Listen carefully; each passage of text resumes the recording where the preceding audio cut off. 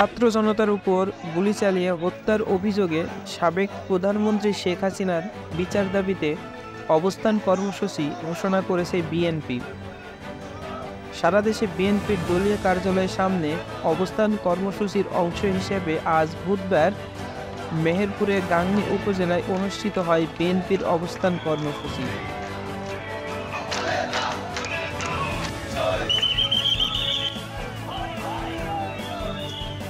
এছাড়াও 16ই আগস্ট শুক্রবার বিএনপির চেয়ারপারসন খালেদা জিয়ার জন্মদিন উপলক্ষে তার দীর্ঘায়ু ও সুস্থতা কামনা করে সারা দেশের দলীয় কার্যালয়ে মিলাদ ও দোয়ার মাহফিল অনুষ্ঠিত হবে।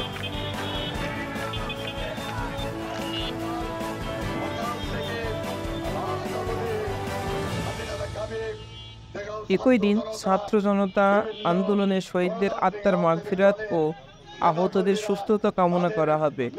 আজ বুধবার বিকেলে পথসভা প্রদর্শন করে এ সকল কথা জানায় গাংনী উপজেলার নেতা বাবলু চেয়ারম্যান।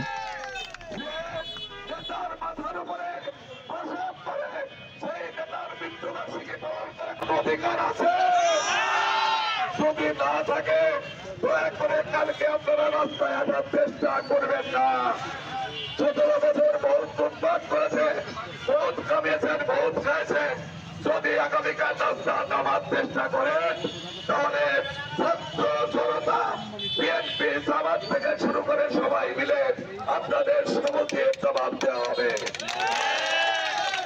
সাথে বন্ধুরা, আপনাদের সবাইকে আগামীকালে সকাল থেকে কর্মসূচি পালনের আহ্বান জানিয়ে আমার বক্তব্য শেষ করছি। আর একটা কথা বলছে,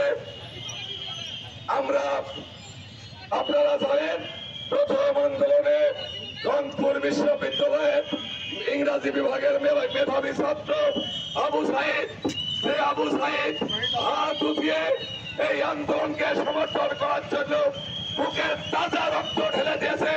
সেই আবু সাইদ এখন বিশ্ব নেতা, গণতন্ত্রকামী মানুষের নেতা আবু সাইদ। তাই আমরা এই চত্বরকে আবু সাইদ চত্বর ঘোষণা করলাম।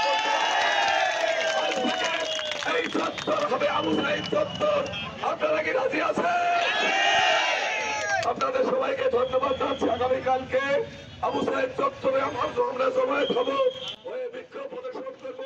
আপনাদের সবাই আকাশ মাহমুদ, বাতিঘর টিভি।